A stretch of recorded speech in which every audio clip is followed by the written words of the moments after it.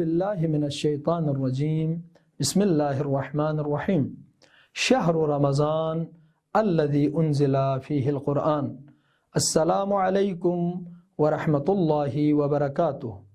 ناظرین محترم، آپ کا میزبان ایک مرتبہ پھر بیان احکام کے سلسلہ وار پروگرام لے کر آپ کی خدمت میں حاضر ہوں۔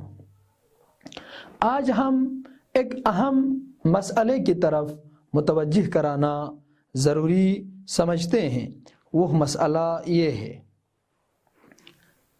ماہ مبارک رمضان میں اگر کوئی شخص مبطلات روزہ کو انجام دیے بغیر صرف یہ عزم کرے یا قصد کرے کہ میں روزہ توڑوں گا تو اس کا روزہ باطل ہوگا،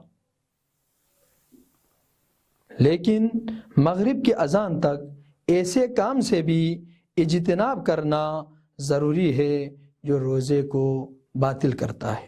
لیکن اگر یہ روزہ غیر واجب معین اور مستحب ہو، اس وقت اگر کوئی عزم اور قصد کرے کہ میں ایسا کام کروں گا کہ جو روزے کو باطل کرتا ہے، لیکن اگر وہ شخص مبطلات روزہ میں سے کوئی کام انجام نہ دے تو واجب غیر معین روزوں میں ظہر سے پہلے نیت کرے اور مستحب روزوں میں اذان مغرب تک یعنی اذان مغرب سے پہلے نیت کرے تو اس کا روزہ صحیح ہے۔